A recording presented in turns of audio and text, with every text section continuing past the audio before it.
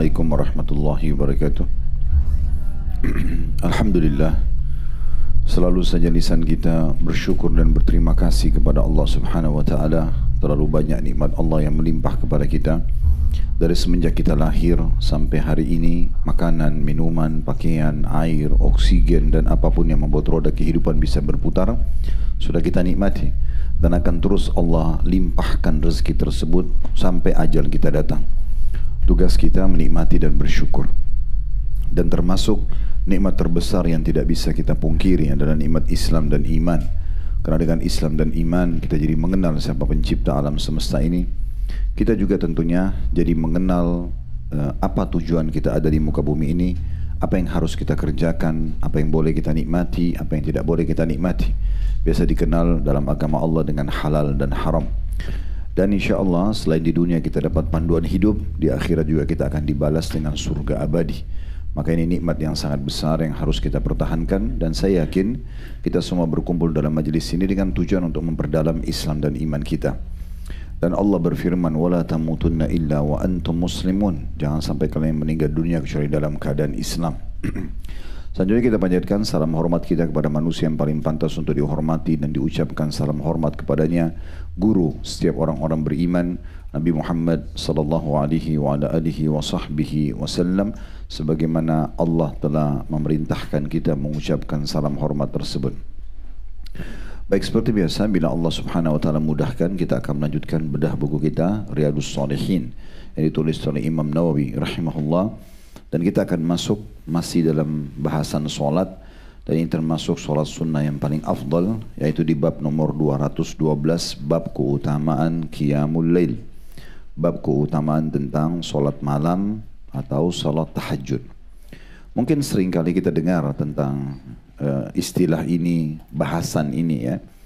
Tetapi siapa di antara kita teman-teman sekalian yang sudah coba praktekkan dalam hidupnya? Kalaupun sudah, maka siapa di antara kita yang konsisten dan istiqomah menjaganya?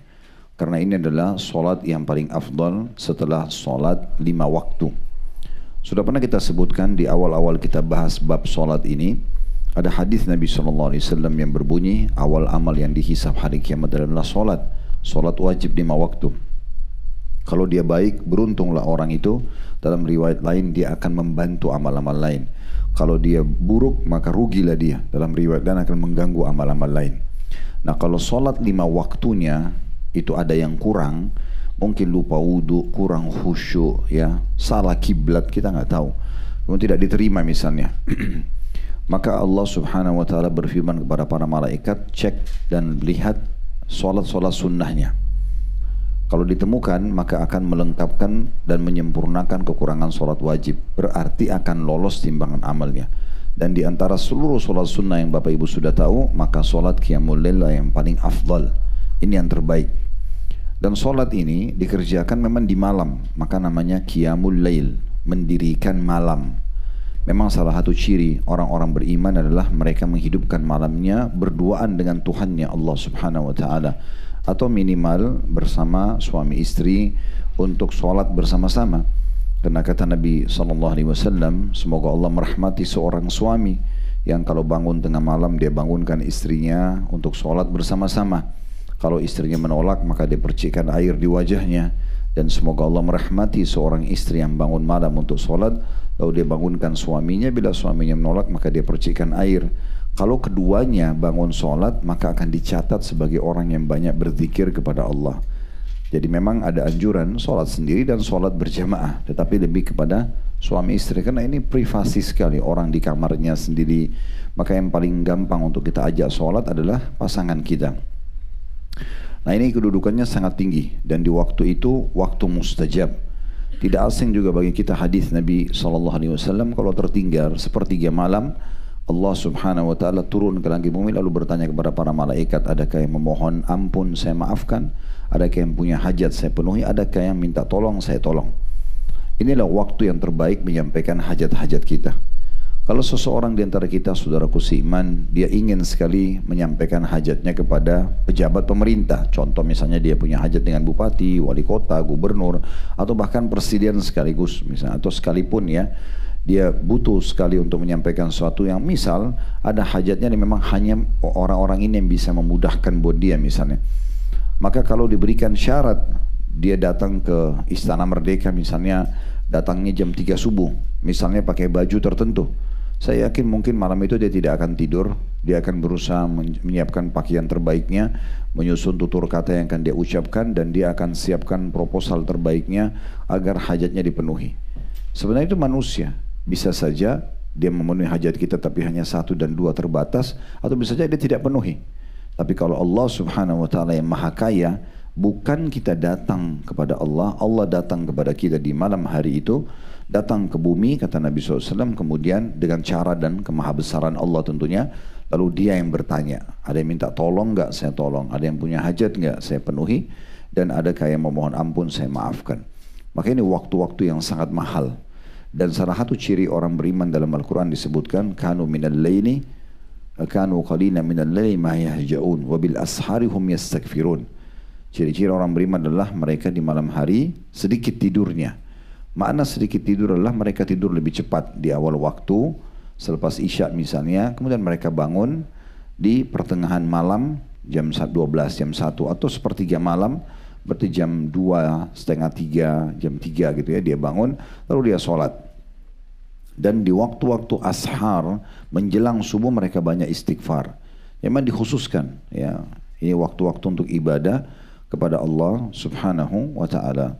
Baik, ini kurang lebih gambarannya, dan di antara ayat Al-Quran yang berbicara tentang masalah sholat malam, Imam Nawawi rahimahullah mengangkat 3 buah ayat di sini ya, di halaman 734. Yang pegang bukunya, Allah Subhanahu wa taala berfirman, dalil pertama di bab 212, bab keutamaan Qiyamul Lail, surah Al-Isra, surah nomor 17 ayat 79. Wa minal laili fatahajjad bihi nafilatan laka asa an yab'atsaka rabbuka maqaman mahmuda. Dan pada sebagian malam lakukanlah salat tahajud sebagai suatu ibadah tambahan bagimu. Mudah-mudahan Tuhanmu mengangkatmu ke tempat yang terpuji. Dalam ayat ini yang dimaksudkan adalah Nabi Muhammad sallallahu alaihi wasallam. Beliau akan diberikan maqaman mahmuda. Di hari kiamat nanti Allah akan berikan beliau kedudukan yang sangat mulia. Pemimpin anak Adam yang memegang bendera puji-pujian Allah hari kiamat, yang satu-satunya manusia diizinkan, bahkan di kalangan nabi-nabi tidak ada yang diizinkan kecuali beliau, untuk memberikan syafaat, pertolongan di saat Allah marah pada hamba-hambanya di mahsyar nanti karena banyaknya dosa. Maka semua nabi-nabi menolak untuk memohon kepada Allah karena merasa punya salah. Nabi Muhammad SAW waktu datangi, beliau mengatakan ana lahu, saya miliknya, saya pemiliknya. Lalu beliau sujud di depan arsy, lalu memuji Allah Subhanahu wa taala. Kata beliau sendiri, Allah membukakan bagiku puji-pujian yang belum pernah diajarkan kepada hamba-hambanya. Kemudian aku pun mendengar suara Allah mengatakan, ya Muhammad irfa ra'sak washfa' tushfa'. Hai Muhammad, angkat kepalamu, berikanlah syafaat, akan diterima syafaatmu. Maka syafaat Nabi waktu itu pertolongan Nabi ada 2. Syafaat yang umum, syafaat yang khusus. Yang umum adalah untuk semua manusia, agar Allah datang mengadili yang kafir dan beriman. Yang khusus untuk orang-orang beriman saja tentunya. Dan ini maqam mahmudah, kedudukan yang sangat mulia, ya. Karena orang-orang jadi tahu kedudukan Nabi Muhammad sallallahu alaihi wasallam, dan ditambah lagi dengan telaga Kautsar di surga, ada haud, ya, ada telaga juga di mahsyar sebelum menuju ke surga. Kemudian juga istana yang kita tahu, yang kita sudah pernah bahas itu di bab azan, ya, di bab azan. Al-wasilah, ati Muhammadanil wasilah wal fadilah. Al-wasilah adalah istana termewah di surga, hanya dimiliki oleh 1 orang saja, dan itu pemiliknya Nabi Muhammad sallallahu alaihi wasallam. Semua ini diantara yang sebabnya adalah karena beliau mendirikan sholat malam. Makanya Allah SWT mengatakan, dan pada sebagian malam lakukanlah sholat tahajud sebagai suatu ibadah tambahan bagimu, hai Muhammad, mudah-mudahan Tuhanmu mengangkatmu ke tempat yang terpuji, maqaman mahmud. Ini yang kita baca juga pada saat membaca doa selepas azan, ya. Ati Muhammadin wasilah wal fadilah wa ba'athu maqaman mahmudan alladhi wa'adta, ya. Jadi ini disebabkan kalau dari ayat ini karena sholat malamnya. Makanya Nabi Muhammad SAW tidak pernah meninggalkan sholat malam walaupun dalam kondisi safar. mukim dan safar tetap beliau mengerjakan sholat malam tahajudnya dengan witirnya. Kemudian selanjutnya ayat yang kedua surah Sajdah ayat 16, Allah memuji hamba-hamba yang suka bangun malam dan sholat, seraya berfirman, ini potongan ayat, tatajafa junubum anil madaji', lambung-lambung mereka jauh dari tempat tidur mereka. Itu karena mereka bangun.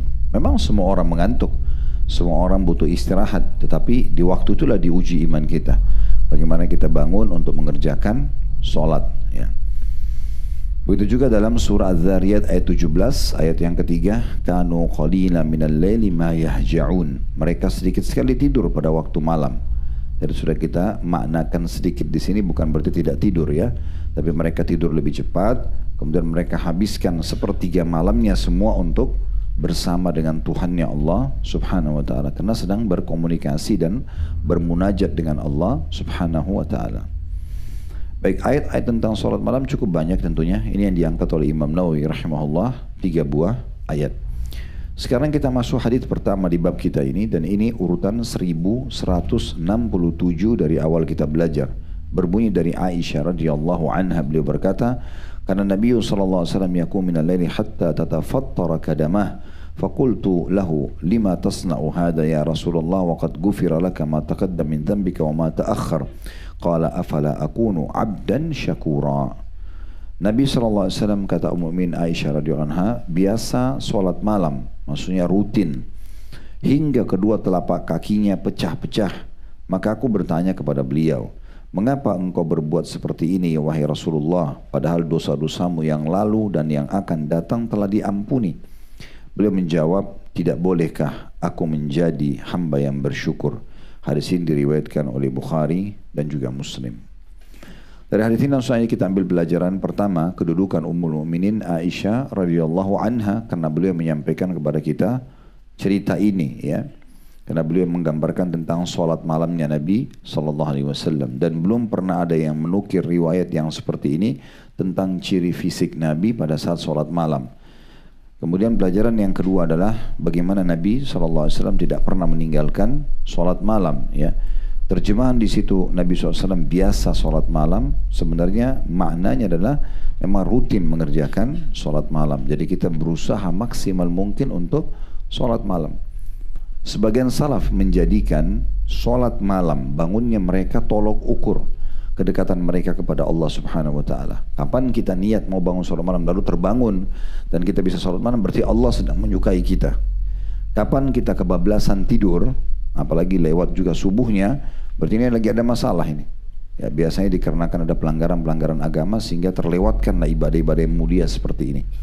Jadi dijadikan tolok ukur tentang ibadah ini, kebaikan hubungan dia dengan Allah Subhanahu wa taala. Pelajaran yang ketiga, pentingnya seseorang peduli sekali dengan sholat malam dan tidak tergesa-gesa. Makna daripada telapak kaki Nabi pecah-pecah itu karena lama berdiri, karena lamanya berdiri. Maka membaca ayat yang banyak gitu ya. Ada keutamaan orang yang baca 10 ayat, ada keutamaan orang yang baca 100 ayat, ada keutamaan orang yang membaca 1000 ayat. Semua itu ada keutamaan-keutamaan khusus gitu ya. Tapi diusahakan kalau kita ambil yang 10 ayat, berarti kalau kita sholat 11 rakaat, ya 1 rakaatnya 1 ayat, itu minimal gitu ya. Kalau mau lebih banyak, maka 100 ayat, itu lebih besar lagi pahalanya. Dan itu berarti per rakaatnya 10 ayat kurang lebih, nanti sampai 10 rakaat, rakaat ke-11-nya witir baca Al-Ikhlas saja. Atau kalau 1000 ayat berarti per rakaatnya bisa sampai 100 ayat. Ini tentu bertahap ya.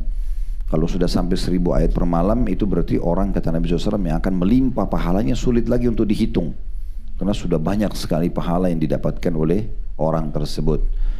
Bahkan Uthman bin Affan radhiyallahu anhu mengkhatam setiap sholat malamnya itu full 30 juz Al-Quran. Tentu tidak semua orang bisa melakukannya. Kalau anda mengatakan kok bisa atau bagaimana bisa, karena anda sendiri memang masih jarang baca Quran. Orang kalau terbiasa melakukan satu ibadah, Allah berikan keberkahan dan jadi ringan buat dia. Sebagai contoh, kita kalau belum pernah sedekah 5.000 pun berat. Tapi kalau orang sudah terbiasa sedekah, Dia misalnya 5.000, dia tingkatkan ke 10.000, tingkatkan 100.000, tingkatkan 1 juta, tingkatkan 10 juta, 100 juta, bahkan sampai miliaran pun lama-lama jadi ringan buat dia. Makanya ada orang biasa mengeluarkan uang 1 miliar, 2 miliar, kasih kerabatnya, itu biasa bagi dia. Dan dia sangat yakin akan dibalas oleh Allah. Kenapa? Karena dia sudah rutin kerjakan. Allah jadikan keberkahan di situ. Orang yang belum pernah baca Quran, berat bagi dia. Bahkan baca 10 ayat pun berat. Tapi orang kalau sudah mengerjakannya, dan dia terus berusaha meningkatkan kualitas dan kuantitasnya, maka Allah berikan keberkahan, nanti jadi 20 ayat, 30 ayat, 100 ayat, 1000 ayat. Lama-lama jadi ringan. 30 juz pun Al-Quran jadi ringan. Beratnya itu karena kita belum membiasakan diri kita mengerjakan. Kalau diri kita sudah terbiasa, maka secara otomatis. Seperti Ramadan, awalnya berat, tapi karena kita sudah tiap hari puasa, akhir-akhirnya jadi ringan. Jadi biasa aja gitu kan. Bahkan kadang-kadang sudah tiba Idul Fitri, kita masih terbawa dengan perasaan kayak puasa gitu ya. Jadi ringan sebenarnya. Nah seperti itulah, sama dengan sholat malam ya. Orang kalau belum pernah kerjakan mungkin berat. Makanya saya pernah sampaikan, Anda tidak perlu memaksakan diri. Kalau belum pernah bisa 2 rakaat dulu. Dengan witir 1 berarti 3 rakaat. Tidak masalah. 10 menit sebelum subuh sudah dibunyiin, atau sudah mulai sholat ya. Mungkin setengah jam sebelum subuh sudah dibunyiin timernya. Jam bekernya misalnya atau alarm ya di HP-nya misalnya, kemudian dia bangun ya. Nah, ini waktu-waktu yang sangat baik, walaupun cuma 2 rakaat. Tidak mampu pun dia sholat 1 rakaat witir nggak masalah. Yang penting dia mulai dulu. Dirutinkan 3 hari, 4 hari, 1 minggu, nanti baru ditingkatkan kuantitasnya ya. Ingat Bapak Ibu sekalian, dalam ibadah jangan pernah puas sampai Anda mencapai angka tertinggi yang disebutkan dalam syariat. Kayak sholat malam yang paling rutin Nabi kerjakan adalah 11 rakaat. Maka kita usahakan ini targetnya. Tetapi jangan kagetkan di awal malam Anda sholat sudah dengan 11 rakaat. Apalagi langsung membaca 1000 ayat. Ya. Maka itu akan menjenuhkan buat jiwa orang karena belum terbiasa. Tapi tetap kita berusaha. Nah seperti itu kurang lebih. Jadi Nabi SAW sini maksud daripada hatta tatafattara kadama, sampai kaki beliau pecah-pecah, itu maksudnya karena lamanya berdiri membaca ayat. Ada sebuah riwayat, kalau tidak seingat saya Abdullah bin Umar radhiyallahu anhu, beliau pernah ikut sholat malam bersama Nabi SAW, dan dia mengatakan saya ikut sholat, kemudian Nabi mulai membaca Al-Baqarah. Saya kira di 100 ayat pertama Nabi akan ruku, ternyata beliau lanjut di 100 ayat yang kedua. Lalu kemudian saya kira akan ditutup dengan ayat ke-200, ternyata Nabi lanjut sampai selesai Al-Baqarah. Saya pikir dengan 286 ayat itu sudah selesai, ternyata Nabi baca lanjut Al-Imran. Saya kira dia akan berhenti di ayat 100 ya, ternyata Nabi lanjut sampai ayat ke-200, Al-Imran 200 ayat. Saya pikir Nabi akan rukuk, tetapi Nabi masih lanjut lagi dengan An-Nisa ya. 176 ayat, 170 ayat ini dibaca semua sampai selesai. Kemudian lanjut lagi ya Al-Maidah, baru Nabi SAW rukuk. Nah ini mungkin berat bagi sebagian orang, tapi orang yang sudah terbiasa, mirip tadi dengan sedekah, mirip dengan puasa, ini semua kalau sudah biasa kita kerjakan menjadi ringan buat kita. Ya, menjadi ringan. Ibadah itu akan ringan kalau kita rutin kerjakan dan kejar keutamanya. Sebagaimana orang yang bermaksiat merasa ringan, begadang di diskotik, di karaoke bagi dia ringan, padahal sebenarnya itu penyakit dalam ilmu medis gitu ya. Begadang tanpa istirahat, harusnya matanya istirahat, tapi karena dia menganggap itu adalah sebuah hiburan bagi dia, ya, dia menikmati, maka tidak masalah. Bahkan tiap malam pun dikerjakan sama dia tidak jenuh. Mengeluarkan uang sekian banyak pun tidak salah bagi dia. Nah ini seperti itulah, orang ibadah pun punya kenikmatan secara khusus. Pelajaran yang keempat, bolehnya seseorang bertanya kepada seorang muslim, kenapa dia kerjakan perbuatan itu? Tujuannya agar mendapatkan pelajaran. Contoh ibu-ibu di sini yang hadir, misalnya bapak-bapak juga ada di belakang, punya teman-teman yang rajin taklim misalnya. Anda ingin tahu apa motivasi dia? Boleh kita tanya, Bu, kenapa ibu kok suka sekali ke taklim? Bapak kenapa selalu jadwal taklim itu tidak pernah ditinggalkan? Biar kita dengar jawabannya apa. Mungkin jawaban mereka ada yang nyantol di hati kita, membuat kita juga mau mengerjakan seperti mereka. Nah, ini boleh bertanya hal seperti itu. Tujuannya bukan untuk mencari-cari kesalahan orang, tapi untuk belajar, gitu ya. Ini pernah dikerjakan oleh 2 orang sahabat dari kalangan tabi'in, Abdullah bin Mubarak dengan Fudail bin Iyad. Ini pernah kita sampaikan kisah ini beberapa tahun lalu di kelas kita ini juga. Jadi 2 orang ini tinggal di Irak dan sangat terkenal soleh sekali, ya, termasuk ulamanya, kalangannya di masa itu. Maka nanti teman-teman kalau mau lebih jauh tinggal searching di Google biografi Abdullah bin Mubarak, biografi Fudail bin Iyad. Ini dua orang bersahabat sangat luar biasa. Yang jelas salah satu program mereka berdua, mereka seringkali setiap hari berkata sepakat nanti subuh sholat di masjid tertentu. Contoh misalnya sholat di masjid A, nanti duhur, asar, maghrib mereka pisah. Mereka sudah sepakat. Nanti misalnya Abdullah bin Mubarak sholat di masjid B, C, D. Nanti Fudail bin Iyad sholatnya di E, F, G. Jadi beda. Nanti Isya mereka janjian ketemu di satu masjid lagi. Di Isya itu sebelum mereka tidur istirahat, mereka saling bercerita pengalaman ibadah atau pengalaman iman yang mereka dapat selama 3 waktu sholat itu. Duhur, asar, maghrib gitu ya. Sebagai contoh misalnya, kalau habis sholat, dilihat ada orang yang zikir khusyuk sekali. Dia tanya, apa yang mendorong anda sampai khusyuk begini zikirnya? Atau ada orang selesai sholat ba'diyah pun dia masih baca Al-Quran di masjid, tidak buru-buru keluar. Maka dia tanya, kenapa? Apa saja ibadah yang dia lihat? Maka mereka tanya, nanti Isya mereka saling ngobrol. Tadi saya dapat pengalaman ini, yang satu juga cerita untuk menambah iman mereka. Nah poin seperti ini penting ya, penting kita mengetahui pengalaman-pengalaman orang soleh dalam ibadah itu penting. Sebagaimana banyak orang justru mencari pengalaman ahli maksiat. Bagaimana dia mabuk, bagaimana dia hamil pertama kali, haram, bagaimana dia pergaulan bebasnya, bagaimana pakaian terbukanya, bagaimana dia terkenal dalam pelanggaran-pelanggaran agamanya misalnya. Nah, kita sekarang mencari tahu orang-orang yang justru baik dalam ibadah gitu ya. Bukan tujuannya memuji ya, karena memuji ibadah orang tidak boleh, tidak disarankan. Kayak misalnya ada orang sholatnya khusyuk sekali. Jangan anda datang mengatakan kamu khusyuk sekali ya sholatnya, ya, karena nanti takut mengganggu keikhlasan dia. Tapi kalau kita balik pertanyaan kita mengatakan apa kira-kira yang memotivasi, kenapa anda mau sholat malam? Mungkin dia cerita satu pengalaman yang membuat kita jadi terenyuh dan kita mau ya. Apa kisah pengalaman dia? Saya pernah contoh bertemu dengan salah satu staf ayah kami di Makassar. Di pabrik, dulu kami punya pabrik keluarga besar di Makassar. Terus kemudian saya tahu orang itu sangat jauh dari agama. Saya lihat satu waktu saya tiba-tiba sudah sholat di masjid, sudah banyak perubahan. Lalu saya tanya, kenapa? Apa sebabnya? Terus dia bilang sama saya mimpi masuk neraka. Dia bilang gitu, polos. Sekarang sudah meninggal rahimahullah. Tapi beliau bilang gitu, saya mimpi masuk neraka, entah kenapa saya masuk neraka, saya dibawa sambil dibelenggu, saya lihat ada orang disiksa ini, disiksa itu. Sampai akhirnya saya tanya, saya masih bisa keluar nggak dari sini? Ada yang mendampingi saya tapi saya tidak lihat orangnya, ya, mengatakan masih bisa karena ajalmu belum datang. Lalu saya kaget bangun. Semenjak itu saya rajin ibadah. Nah bisa Allah ingatkan melalui mimpi, bisa orang ingatkan melalui nasihat orang lain, pengalaman orang lain. Kan sekarang kalau kita dengar pengalaman orang ini, oh berarti kita nggak harus tunggu mimpi. Cukup dia menjadi pelajaran, ya kita juga hampir sama. Kita harus ambil pelajaran. Nggak harus, oh kalau gitu saat saya tunggu dulu mimpi saya masuk neraka juga, baru saya mau tobat. Jangan. Ya, karena cukup satu orang jadi pelajaran. Cukup Fir'aun ditenggelamkan karena kufur kepada Allah. Jangan bilang saya kufur dulu, saya punya kerajaan dulu di Mesir, baru saya mau seperti dia. Nggak bisa gitu kan. Cukup kalau ada orang yang sempat melakukan maksiat, misal dia masih selamat dari hukuman Allah, itu bukan berarti prestasi. Seperti ada orang kadang-kadang merokok, ditanya kenapa kamu nggak berhenti merokok? Itu banyak orang yang meninggal merokok loh. Saya sekian tahun merokok nggak mati kok. Maksudnya tunggu mati dulu baru percaya. Kan unik ya. Padahal sebenarnya sudah banyak contoh-contoh dari manusia lain kan begitu. Jadi nggak usah kita tunggu.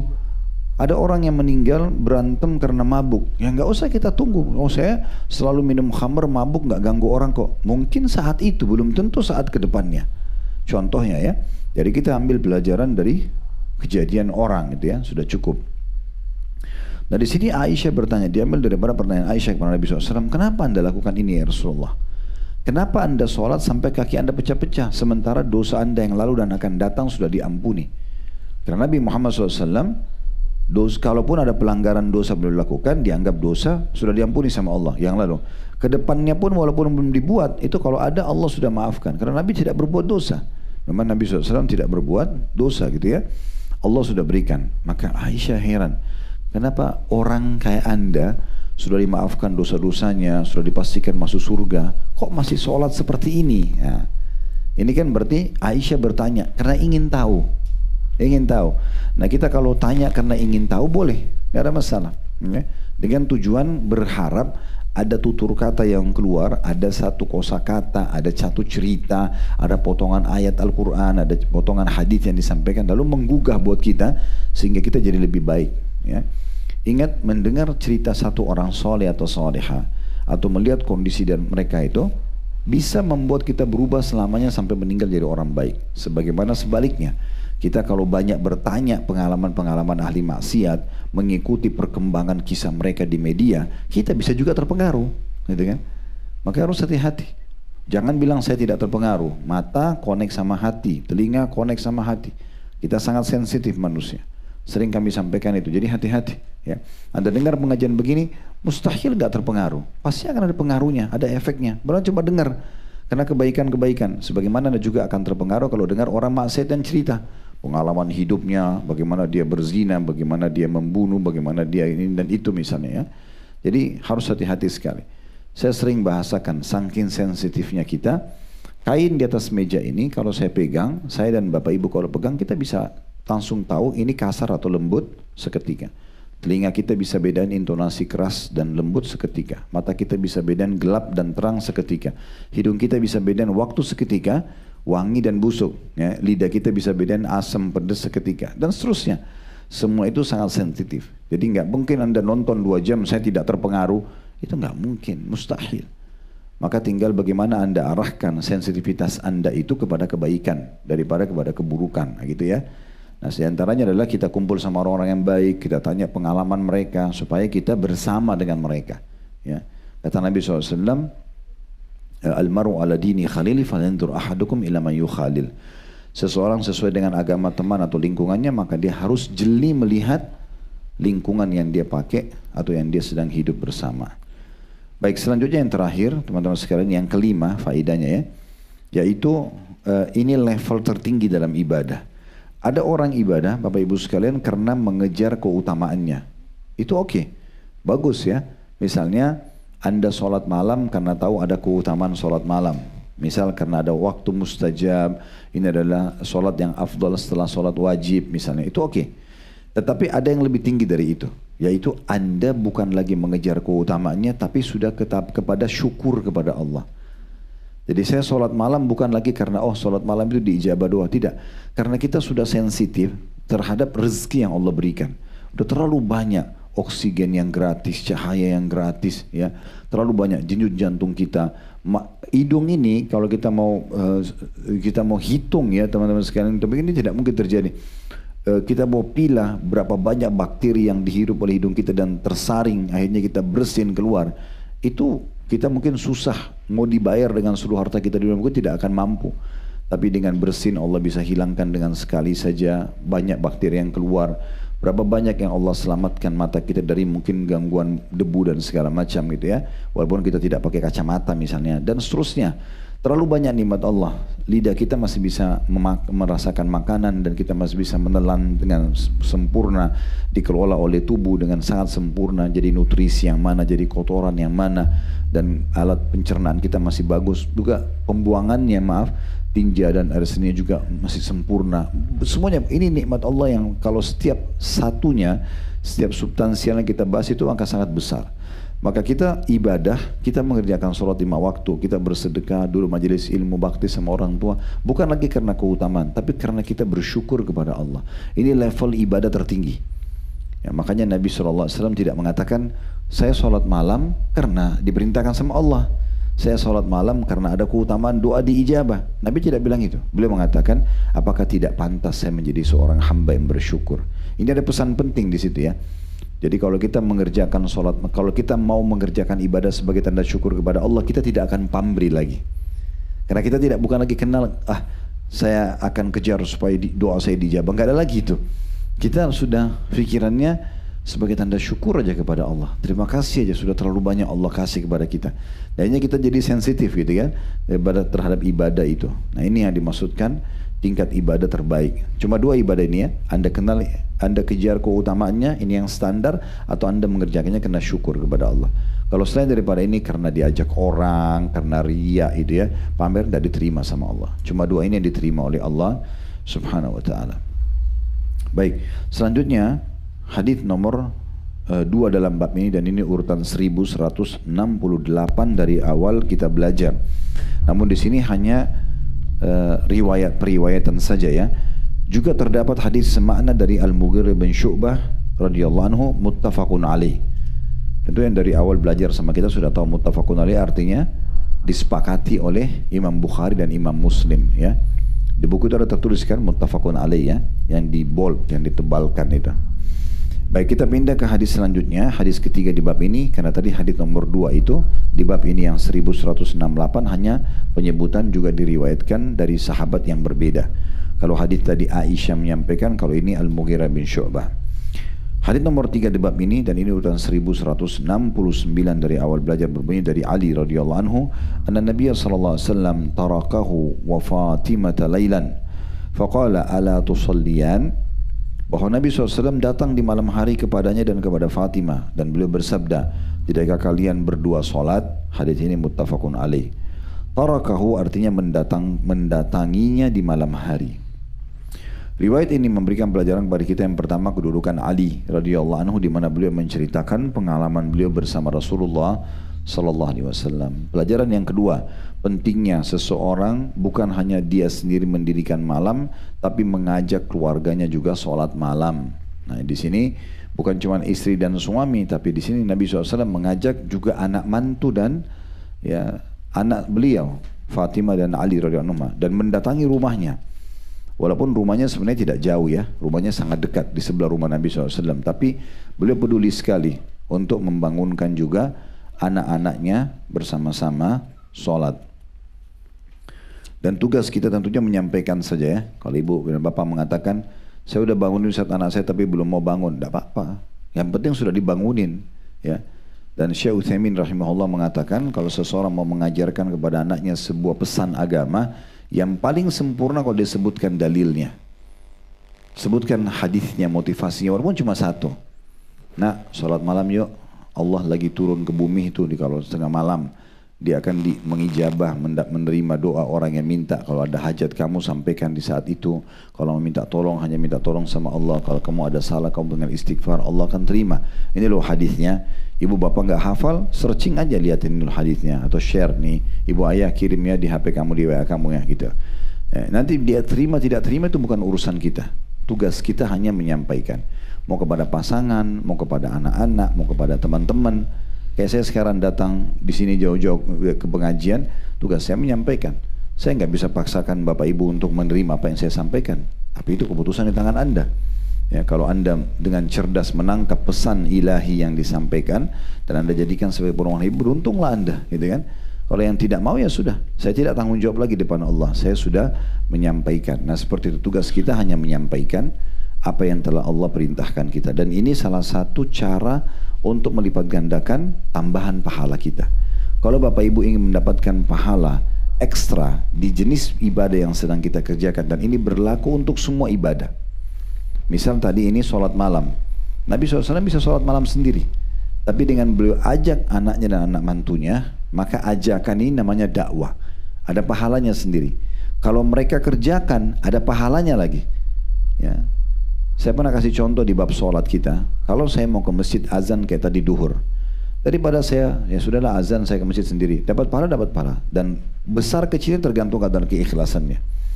Tapi kalau saya misalnya ajak orang-orang, ayo sudah masuk duhur, sholat yuk misalnya. Atau kita setengah jam sebelum waktu duhur sudah share di grup kita, ini setengah jam lagi bagi orang yang ada di sekitar Jakarta misalnya sudah masuk waktu. Ya, atau Anda share setiap harinya jadwal waktu sholat. Biasanya kan ada perubahan tuh di grup misalnya atau di status kita. Mungkin ada orang buka, dia tahu, oh iya sudah masuk sholat. Anggaplah dari ratusan orang di grup kita itu 10 orang aja yang ikut. Oh iya, tadi sudah diingatin waktu sholat dia ikut.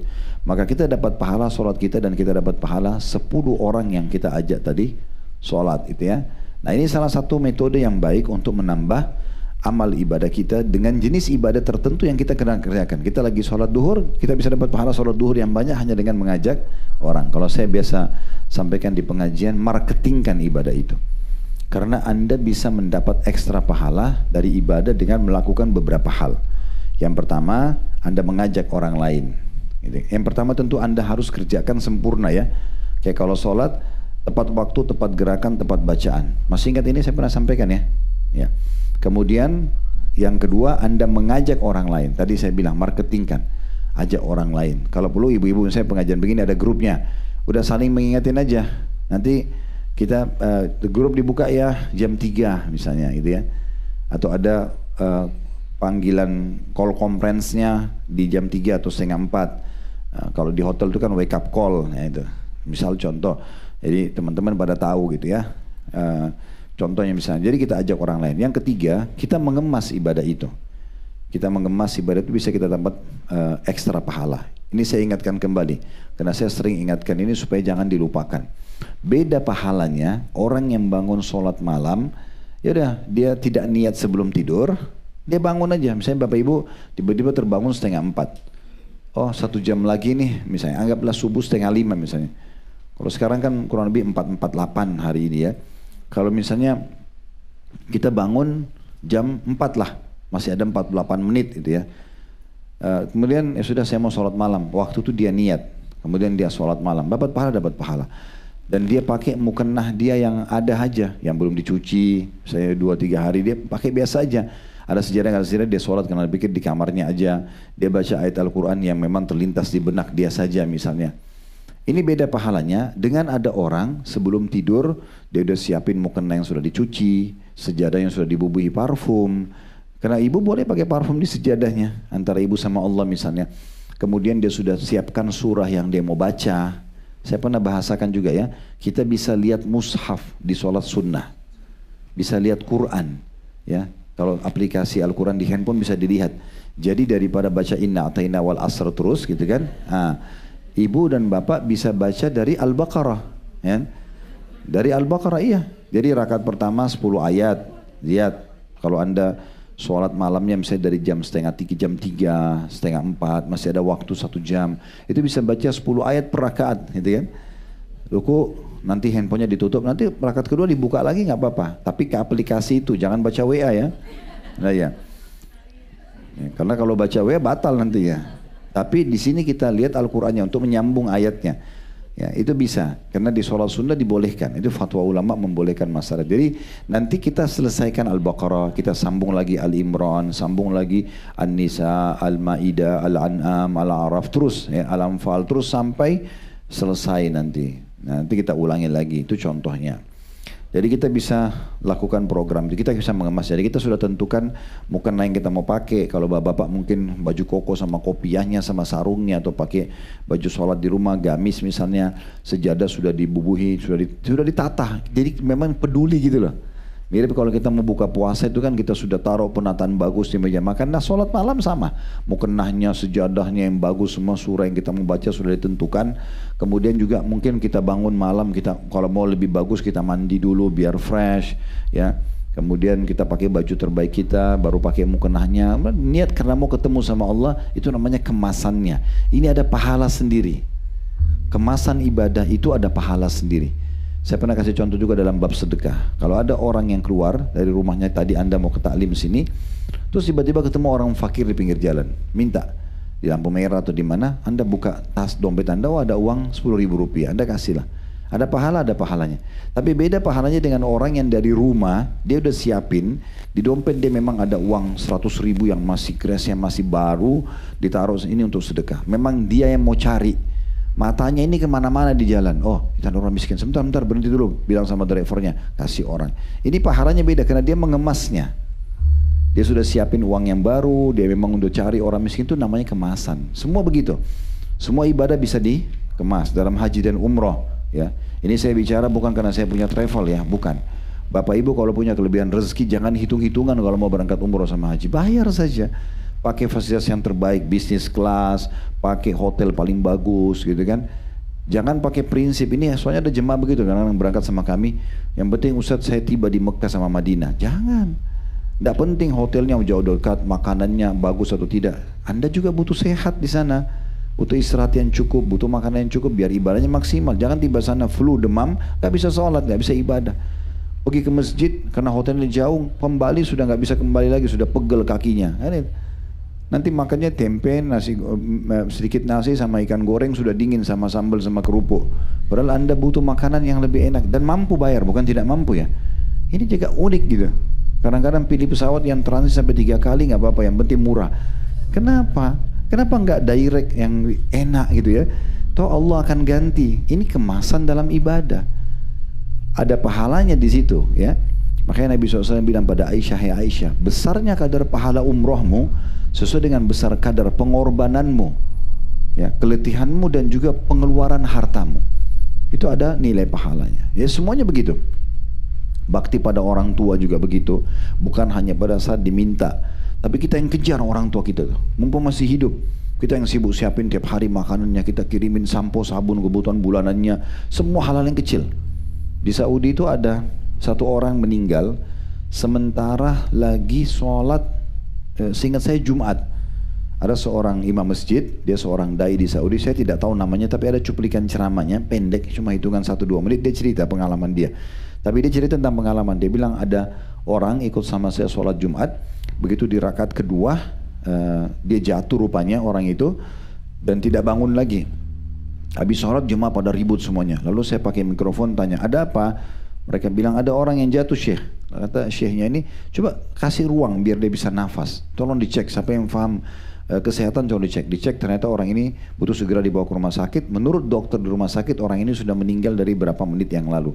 Kalau dihitung kembali mundur tuh pada saat dia lagi sujud.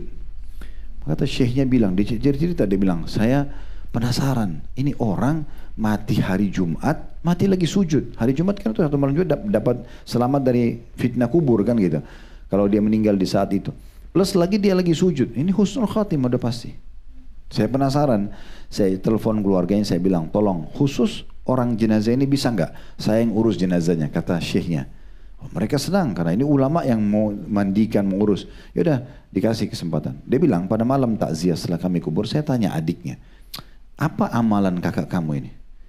Dia bilang sebenarnya amalannya sama dengan kami semua. Sholat, tutup aurat, pendapatan kami halal, udah oke. Tapi kami punya seorang ibu yang kami bakti. Ayah kami sudah meninggal. Dan kakak kami ini tidak pernah kami bisa dahulu dalam bakti pada ibu kami. Apa saja kebutuhan ibu dia pasti lebih dulu yang penuhi. Hal-hal kecil, samponya, sabunnya, handuknya. Kalau kami mau datang silaturahim ke rumah ibu, dia pasti lebih dulu sudah ada. Dia udah sisirin rambutnya, dia tatain baju di lemarinya.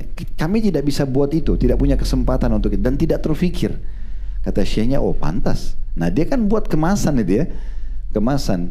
Makanya kalau beliin juga orang tua buah-buahan, harus lebih bagus daripada bapak ibu belikan presiden. Nah, sekarang kalau presiden binsan, Bu, Pak datang ke istana, bawain saya buah ya, kira-kira beli di mana?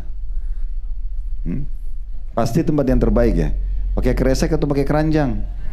Nah, kalau orang tuanya digituin nggak? Nah, masalahnya kadang-kadang kita tidak pikir itu.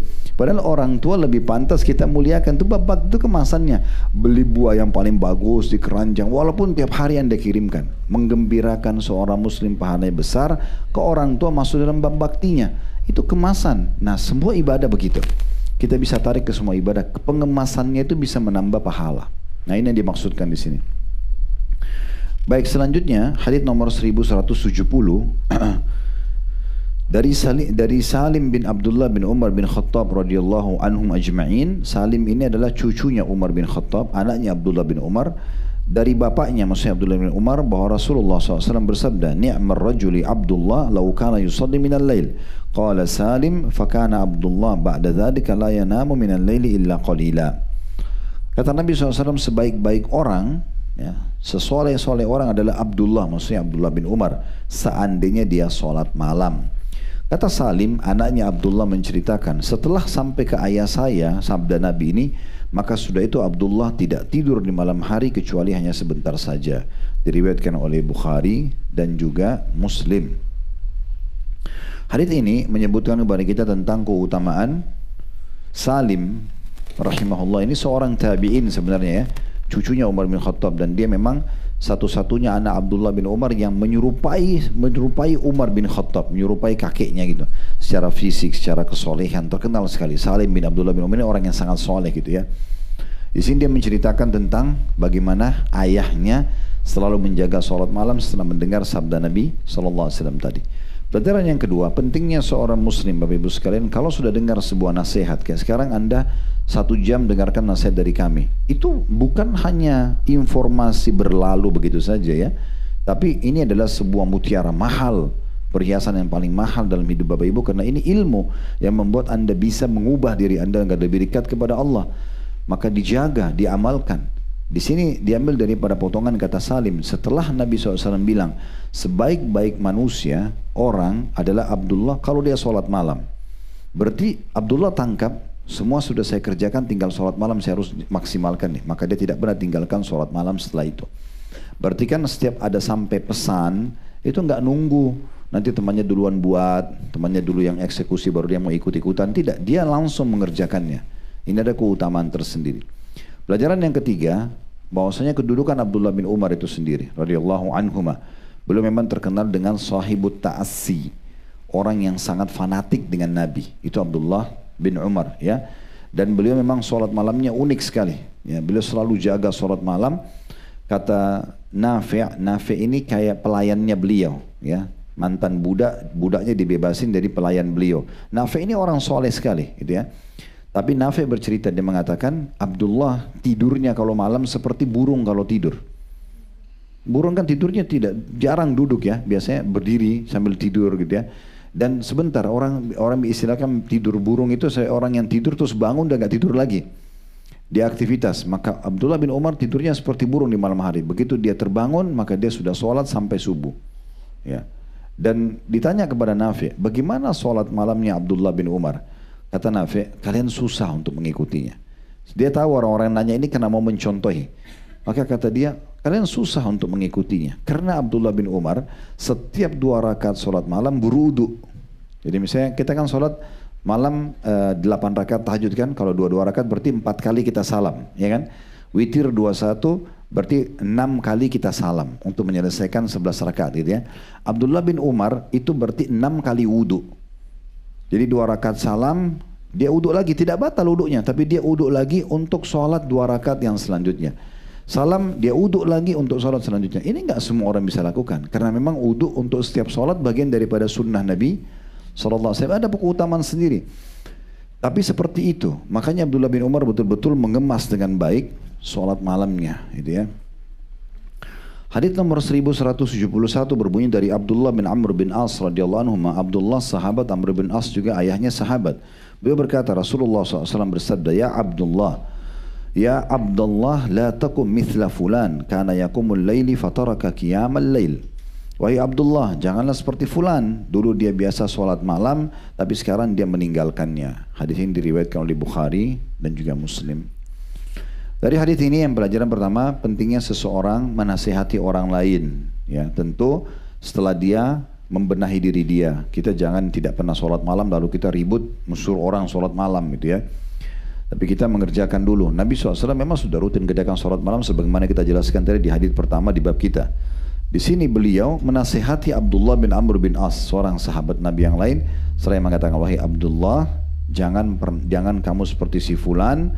Nabi tahu siapa yang beliau maksudkan. Tapi salah satu ciri Nabi nggak pernah sebutin nama orang. Nabi cuma bilang jangan seperti si fulan, dia dulu sholat malam sekarang ditinggalkan. Maksudnya jangan musiman sholatnya, gitu kan? Nah di sini kita ambil pelajaran pentingnya seseorang memberikan nasihat untuk orang lain, ya. Tapi dengan syarat dia sudah mengerjakan apa yang ingin dia sampaikan. Karena kalau kita seorang praktisi, kita sudah mengerjakannya. Walaupun retorika kita biasa saja dalam menyampaikan, itu lebih mudah diterima oleh orang. Allah berkahi penyampaian itu karena kita memang praktisi. Kita kalau sudah biasa sedekah, lalu kita bilang sama orang sedekahlah, itu dengan bahasa sederhana sudah cukup membuat orang lain mau mengikutinya. Beda dengan orang kalau belum pernah mengerjakan, tapi dia keluar-keluar ribut-ribut aja suruh orang kerjakan, maka orang cuma bilang, oh bagus ya ceramahnya, bagus menyampaikan, tapi orang tidak kerjakan, ya. Karena ada keberkahan pada saat kita mempraktikkan apa yang kita ucapkan. Pelajaran yang kedua, bolehnya menjadikan orang lain sebagai perumpamaan tapi tidak disebut namanya. Ya, jangan seperti itu ya. Jangan seperti orang ini dan itu. Ibu pernah tahu seseorang, ayah pernah tahu seseorang, dulu tutup aurat loh, sekarang sudah enggak misalnya. Ya. Jangan ikut-ikut itu ya nak ya, gitu ya, seperti itu. Ini boleh kita jadikan perumpamaan tanpa menyebut nama. Pelajaran yang ketiga, pentingnya seseorang istiqomah dengan ibadahnya. Di sini termasuk sholat malam. Jadi jangan Anda bilang, dulu saya waktu masih gadis, Ustadz, saya nggak pernah tinggalin sholat malam. Oke, saya tanya, kalau sekarang gimana? Ya, itu dulu. Kalau sekarang gimana? Gitu kan? Dulu saya waktu masih bujang, misalnya bapak-bapak gitu bilang, saya selalu waktu SMA itu sholat malam terus. Waktu saya di kuliah itu saya sholat malam. Sekarang gimana? Karena setiap hari kita punya buku amal. Yang kemarin, yang lalu. Tapi sekarang selama kita masih hidup, kita butuh tambahan amal itu untuk membantu derajat kita di surga. Kenapa kita nggak investasi? Gitu kan? Oleh karena itu butuh istiqomah. Dan sudah sering kami sampaikan kiat istiqomah ada 4. Yang pertama ilmu, dengarin ilmu begini, ini penting. Ini membuat istiqomah, ini pondasi pertama. Hadir offline atau online, baik langsung dengar atau siaran ulang. Dengarin aja terus, nanti di mobil sebentar putar lagi ceramah, nanti masuk di rumah putar. Nggak usah bosan dengan ceramah, dengan tema-tema yang berbeda. Apalagi kalau kita punya target ibadah tertentu, kayak kita lagi mau sholat malam, dengarin aja ceramah tentang sholat malam. Sekarang saat ini dengan saya, mungkin sebentar lagi di mobil dengarin dari teman-teman di Roja misalnya, ada ustadz lain yang bicara sholat malam, atau di YouTube atau di Instagram, dengarin aja. Mungkin penyampainya berbeda, mungkin dalilnya berbeda, ya, mungkin sentuhannya berbeda, maka itu menambah. Anda target itu supaya dengar 5-6 orang penceramah, itu lebih memotivasi kita. Nah ini perlu, ilmu itu penting, itu pondasi pertama. Ilmu ini nanti akan mendatangkan iman. Iman ini kalau sudah ada berubah semua. Orang bodoh jadi pintar, penakut jadi pemberani, orang pelit jadi dermawan. Itu karena ada iman. Nggak ada iman tanpa ilmu. Makanya harus di majelis ilmu, baru bisa gitu ya. Kemudian yang kedua, amalkan. Nah, sudah sering dengan sholat malam, sekarang sudah diamalin belum? Dan cara tips yang terbaik untuk amalkan, saya sering bilang ini, paksakan. Paksa ibadah itu, harus dipaksa. Harus paksa, mulai malam ini saya sholat tahajud, gak mau tahu. Bunyiin alarm di handphonenya, bangun, walaupun ngantuk. Lawan, sholat, harus. Mulai sekarang saya harus baca Quran, mulai sekarang saya harus sedekah, mulai sekarang saya harus gini dan itu. Paksa, dan itu harus Anda yang buat program itu, gak bisa tidak. Nanti kalau dipaksakan, ini sering saya kasih contoh supaya saya mudah mendekatkan pemahaman, dan saya ulangi lagi. Kita sama syaitan Bapak Ibu sekalian seperti orang yang sedang berada di garis start. Selama Anda tidak lari, syaitan terus bisikin Anda, kau tidak bisa, kau tidak mampu, kau ngantuk, kau capek, untuk menjatuhkan kita. Kapan syaitan kewalahan untuk mengganggu kita? Kalau kita sudah mulai lari. Karena orang kalau lari, dia untuk goda kita, dia juga harus lari. Dan orang kalau lari biar dia teriak-teriak, persentase pesan dia yang sampai itu kecil. Karena kan teriak lagi lari kan. Makanya kalau bapak ibu yang contoh misalnya ibu-ibu sini sudah komitmen dengan tutup aurat misalnya, kita sudah komitmen itu seperti ibu sudah lari. Setannya susah untuk menggoda Anda buka aurat. Kan gitu. Nah semua ibadah begitu. Kita kalau sudah biasakan, kita seperti sudah kerjakan, setan susah. Dia akan cari pindah ke ibadah yang kita masih lemah. Nah gitu. Jadi memang harus dipaksakan. Allah bilang walladzina jahadu fina lanahdiyannahum subulana. Orang yang memaksakan diri menuju ke jalan-jalan kami, kami akan pandu dia ke jalan-jalan kami. Harus dipaksa puasa, dipaksa zikir, paksa baca. Memang dipaksa semua itu. Yang ketiga, komunitas. Inilah tempat-tempat yang baik nih, majelis ilmu, masjid. Keluar udah dari grup-grup reunian yang isinya sebentar-bentar cuplikan. Per menit datang cuplikan 1 menit atau 2 menit, semuanya yang tidak masuk akal. Yang terbuka auratnya, yang cuplikan ciuman, yang cuplikan ini dan itu, mengganggu iman. Kalau 1 hari 10 kali cuplikan diputar kita nonton, mustahil nggak berpengaruh. Masuk ke grup-grup taklim. Kami tuh ada buat grup WA tuh. Bisa Anda masuk gabung, ada untuk akhwat, ada untuk ikhwah. Nanti setiap hari kami kirimkan potongan ceramah. Kalau Anda memang misalnya mau punya sumber yang lain itu ya, tentu Anda bisa buka Instagram, bisa buka Facebook. Tapi di grup ini kan diingatin rame-rame. Sebagai contoh, komunitas penting ya. Berteman sama orang-orang baik ya. Mungkin di awal Anda, hari-hari pertama Anda sedikit kelabakan kalau mengikuti mereka, kalau mereka bicara tentang sebab turun ayat, sebab urut hadis, apa ini saya belum tahu. Nah tapi nggak apa-apa, belajar sehari, 2 hari, sebulan, 2 bulan, lama-lama jadi tahu. Kalau nggak bakal tahu gitu kan. Sebagaimana ahli maksiat punya banyak istilah narkotika dengan 1001 macam istilahnya mereka, ya zina dengan dan lesbi dan homo dengan 1001 istilah mereka untuk kode-kode mereka dan segala macam. Nah itu dalam majelis ilmu itu ada, dalam komunitas orang soleh itu ada. bahasa-bahasa tapi bahasanya jelas ke arah kepada agama gitu ya. Kata Nabi SAW, Al-maru ala dini khalili fanantur ahadukum ila man yukhalil. Seseorang sesuai dengan agama, lingkungan dan temannya, dia harus pilih dengan jeli teman dia ya bersama. Yang keempat, yang terakhir, berdoa. Selalu berdoa kepada Allah Subhanahu wa taala, diistiqomahkan oleh Allah. Nggak hafal bahasa Arabnya, doanya bisa dalam bahasa Indonesia. Ya Allah, buatlah aku istiqomah. Ya, supaya kita bisa istiqomah, berpegang teguh di atas ibadah ini. Nah, itu kiatnya. Baik, selanjutnya nomor hadis 1172 dari Ibnu Mas'ud radhiyallahu anhu, beliau berkata, "Dzukira inda Nabi SAW rajulun nama lailatan hatta asbah. Qala dzaka rajulun bala syaitanu fi udhunayhi aw qala fi udhunihi." Seseorang laki-laki yang tidur hingga pagi hari disebut-sebut di sisi Nabi SAW. Ada orang yang ketiduran sampai lewat sholat malam, lewat subuhnya. Maka kata Nabi SAW, orang itu telah dikencingi kedua telinganya oleh syaitan. Dalam sabda lain atau dalam potongan lain, telinganya dikencingi oleh syaitan. Hadits ini diriwayatkan oleh Bukhari dan juga Muslim. Hadits ini memberikan pelajaran kepada kita, Bapak Ibu sekalian, tentang yang pertama, kedudukan Abdullah bin Mas'ud radhiyallahu anhu, di mana beliau menukil kepada kita tentang kejadian atau penyampaian hadits Nabi ini. Yang kedua, pentingnya seseorang menanggapi sesuatu yang dia dengar kalau dia punya ilmu di bidang itu. Nabi SAW mendengar, beliau bukan dengar dari orang langsung yang bicara tentang keadaan dia tidak sholat malam, tapi orang lagi bercerita, lalu dia dengar. Lalu ada seseorang ketiduran sampai lewat tahajudnya, lewat subuhnya. Karena Nabi ada ilmunya, dan Nabi bilang, orang itu dikencingi kupingnya oleh syaitan. Untuk jadi peringatan bagi orang lain gitu ya. Kalau kita ada ilmunya, kita dengar ada orang menyampaikan sesuatu yang salah atau butuh pelurusan informasi, maka kita sampaikan, tidak ada masalah ya. Kemudian selanjutnya, tentu kalau ini orang bicara, bukan bicara rahasia ya. Bukan sengaja kita memata-matai, kita kebetulan ada di situ, dan kita dengar orang berbicara, suaranya memang sengaja dikeraskan, orang lain dengar. Jangan kita biarkan kalau yang disampaikan itu salah. Kita luruskan gitu ya. Pelajaran yang terakhir di sini adalah adanya pengaruh syaitan dalam kehidupan manusia. Dua buah hadis kita ini, hadis ini dan hadis sesudahnya 1173 itu menceritakan bagaimana keterlibatan syaitan dalam kehidupan kita. Ya, terutama menghalangi kita dari sholat malam dan sholat subuh. Itu pengaruhnya besar sekali mereka. Ya, hadis ini menyebutkan syaitan bisa kencing di kuping seseorang. Tentu tidak semua orang dikencingi kupingnya. Bisa saja, kata sebagian ulama, ini karena orang yang tidak uduk sebelum tidur. Kan sunnah Nabi uduk sebelum tidur. Bisa saja karena memang tidurnya tengkurap, dia bukan tidur balik kanan seperti Nabi ajarkan. Bisa saja karena dia tidak membaca zikrullah ya, secara umum ya. Tadi kan tidak uduk, tidak balik sisi kanan. Sunnah Nabi lah, tidak zikir sebelum tidur ya.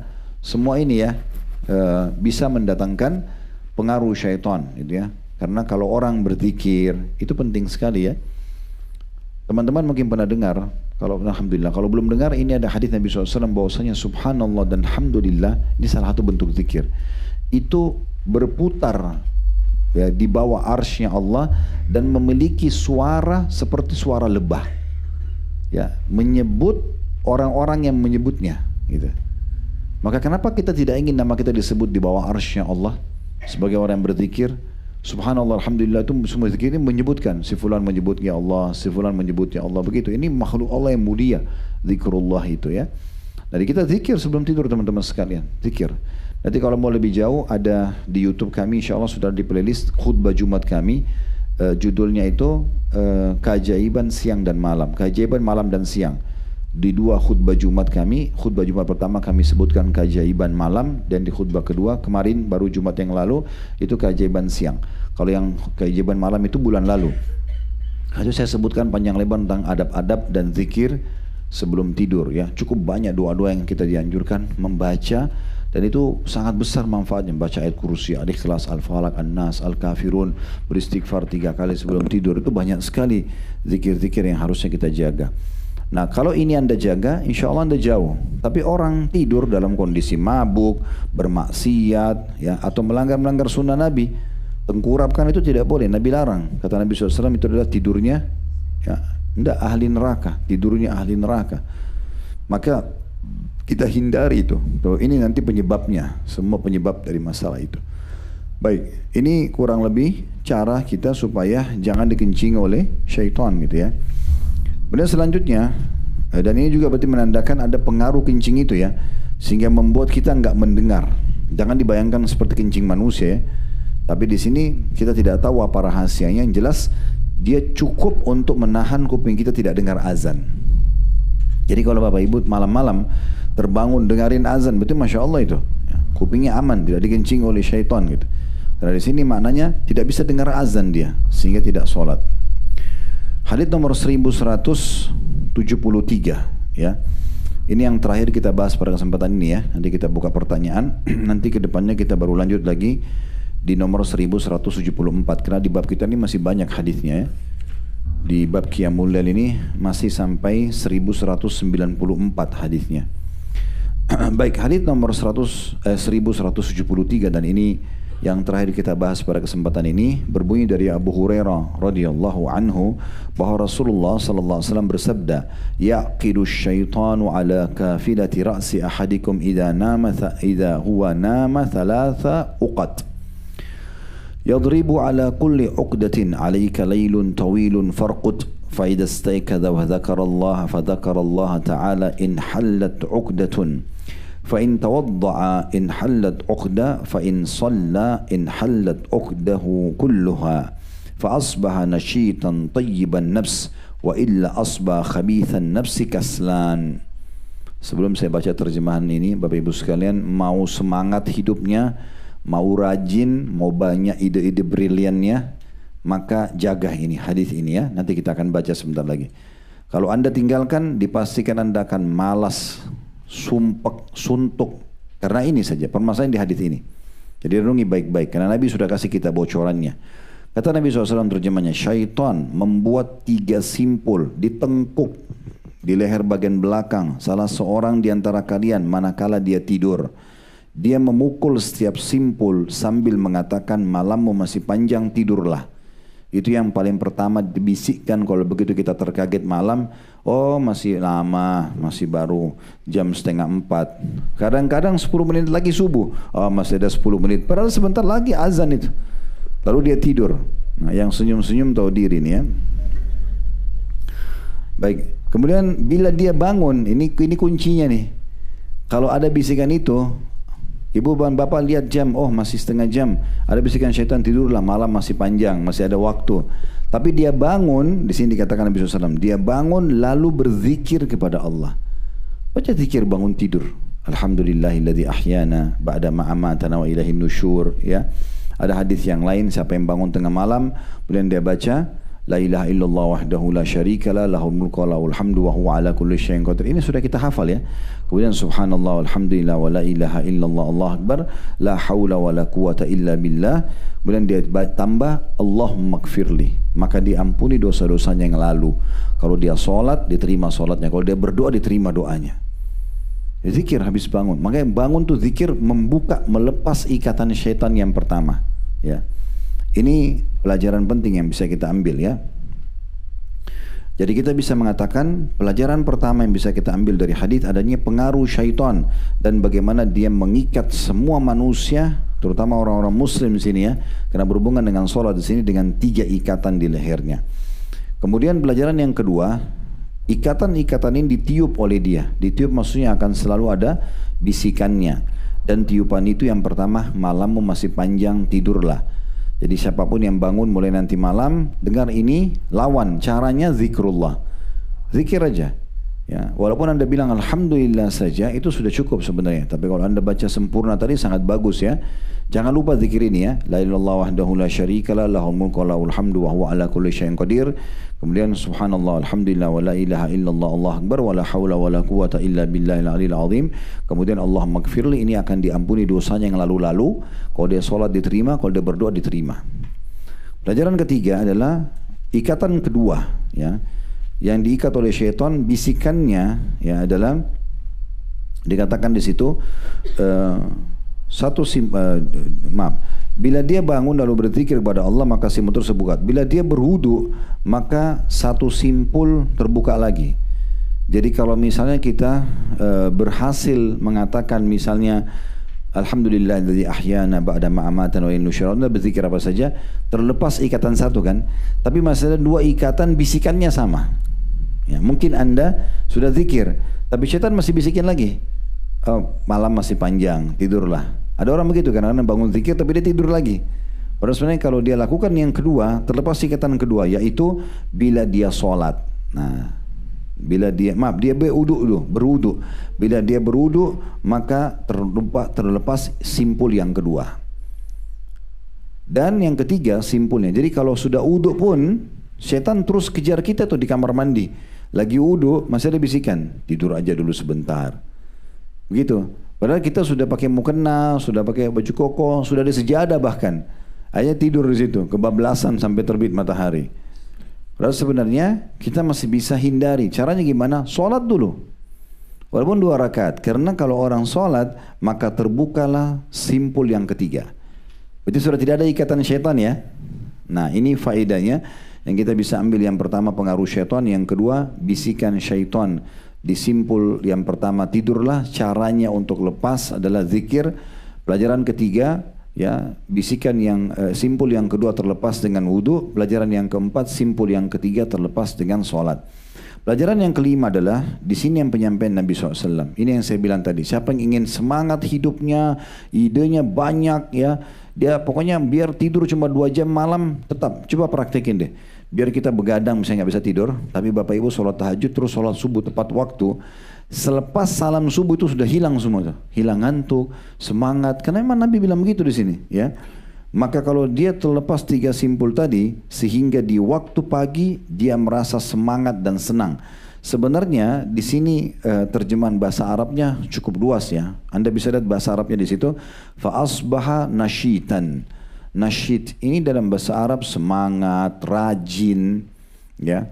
Banyak idehnya, itu nasyid. Biasa orang Arab itu kalau dia rajin banget ya, semangat sekali, kayak tidak kelihatan capeknya, idenya selalu banyak, itu dikata orang ini nasyid ya. Nabi bilang fa'asba nasyitan, dia akan semangat seperti itu di pagi harinya. Tayyiban nafs, jiwanya itu lapang, hidupnya senang, bahagia aja. Saya berapa kali praktikin hadits ini di saat lagi dari luar kota, bawa kendaraan misalnya, tiba malam, tidur cuma sedikit. Tetap saya kejar, tidak boleh ketinggalan nih. Harus kerjakan hadits ini. Tidur sebentar, bangun zikir, sholat.